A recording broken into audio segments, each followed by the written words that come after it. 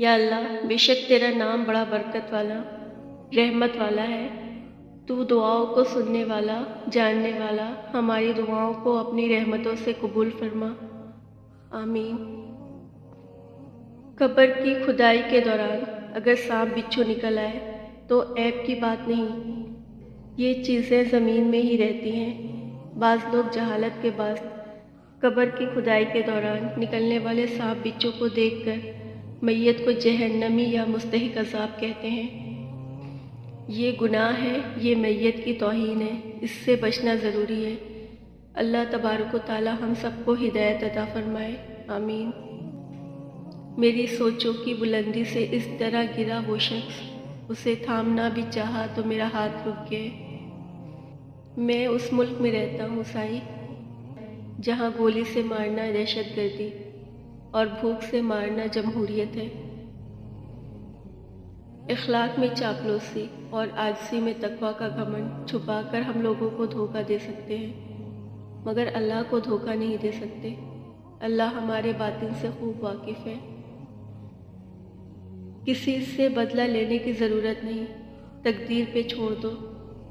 جنہوں نے آپ کے لیے کنواں کھودا وہ خود ہی اس کنویں میں گریں گے، اور اگر وقت نے وفا کی تو آپ کو وہی لوگ اپنے ہی ہاتھوں کھودے ہوئے کنویں میں گرتے نظر بھی آئیں گے۔ بے شک تو سینوں کو راز کو جانتا ہے، مٹا دے میرے اندر کی تکلیف کو یا رب۔ اس سے زیادہ تکلیف دہ کچھ نہیں ہو سکتا کہ آپ کی عمر آپ کی آنکھوں کے سامنے گزرتی چلی جائے اور آپ اپنی مرضی سے جی نہ سکیں۔ کچھ اداسیاں اتنی ذاتی ہوتی ہیں کہ ہم چاہ کر بھی کسی کو اس میں شریک نہیں کر سکتے۔ کچھ خطاؤں کی معافی دی جاتی ہے، لیکن ذہنی بربادی کا گناہ نہیں بخشا جاتا۔ ماں باپ کے فیصلے غلط نہیں ہوتے، بس بیٹیوں کے نصیب کی ضمانت نہیں ہوتی۔ دوسروں کے پردے رکھنا سیکھیے، ان کے عیبوں پر نظر مت رکھیے، کیونکہ گندگی پر ہمیشہ مکھی بیٹھتی ہے، تتلی نہیں۔ درود شریف۔ اکثر لوگ کہتے ہیں کہ مصروف زندگی کی مشکلوں میں الجھ کر درود شریف پڑھنے کا کوئی باقاعدہ وقت نہیں مل پاتا، جبکہ میرا ذاتی خیال ہے اگر آپ درود شریف پڑھتے رہیں تو زندگی کی مشکلیں اور الجھنیں ہمیں پریشانی ہی نہیں کریں گی، صلی اللہ علیہ وسلم۔ مرد تنہائی پسند اس لیے ہوتا ہے کیونکہ اسے کوئی سمجھ نہیں سکتا۔ اس کا مقابلہ معاشرے کی بے وفائیوں، غداریوں، متعصب تردید، منفی تنقید، ظالم تحقیق، دشمنوں اور دنیا میں اپنی عزت کی جگہ بنانے میں ہر سانپ بچھو کتے بلی سے ہوتا ہے۔ اس لیے اس کی ہنسی اور مسکراہٹ کے پیچھے ایک سمندر ہوتا ہے، یادوں اور باتوں کا، جسے وہ ہمیشہ اکیلے ہی کھولتا ہے، معاشرے کے سامنے نہیں، کیونکہ اس میں سے اکثر زخم اس کے اپنوں نے دیے ہوتے ہیں۔ بیٹیوں کو اس لیے تو نہیں پڑھایا جاتا ہے کہ کل کون سے نوکریاں کروائی جائیں، ارے بیٹیوں کو اس لیے پڑھایا جاتا ہے کہ کل کو خدا نہ خواستہ برا وقت آئے تو وہ اپنے پیروں پر کھڑی ہو سکے، کسی کی محتاج نہ ہو۔ ہماری زندگی کبوتروں کی طرح ہے، لوگ ہاتھ میں ڈال کر دانہ کھلاتے ہیں، پہلے اپنا بنا کر رکھتے ہیں، پھر تالیاں مار کر اڑاتے ہیں۔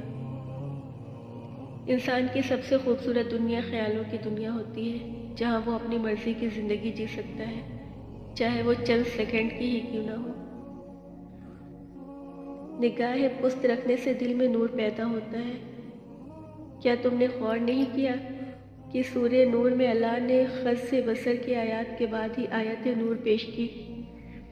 دل میں نور نظروں کی حفاظت سے داخل ہوتا ہے، اور جب دل نورانی ہو جائے تو ہر طرف سے خیر و برکت اس انسان کی طرف دوڑتی ہے۔ وہ جس کے لیے اندھیروں میں ہو اس کو شر اور تکلیف کے بادل گھیرے رکھتے ہیں۔ بہنوں کا جائیداد میں حق ہوتا ہے اور جہیز دینے سے سلب نہیں ہو جاتا۔ جہیز گفٹ ہوتا ہے، جیسے بیٹیوں کو دیا جاتا ہے ویسے ہی بیٹوں کے نخرے ساری زندگی اٹھائے جاتے ہیں۔ وہ گفٹ ہوتے ہیں، حق نہیں۔ گفٹ دے یا نہ دے اس کی پوچھ نہیں، حق کی ہے۔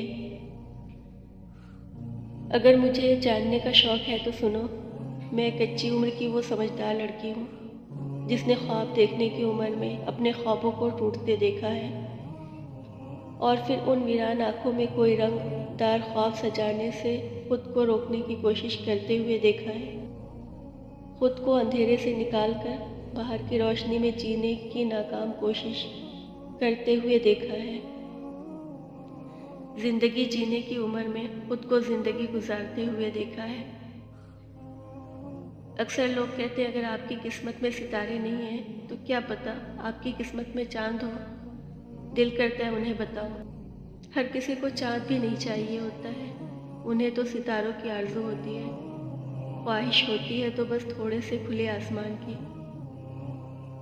ہر رکاوٹ میں کوئی نہ کوئی بہتری چھپی ہوتی ہے، یہ بات اللہ ہی بہتر جانتا ہے۔ کبھی کبھی کامل شخص کی تلاش میں ہم سچے انسان کو کھو رہے ہوتے ہیں، کیونکہ کامل ہونا ایک تصور اور سچا ہونا ایک حقیقت ہے۔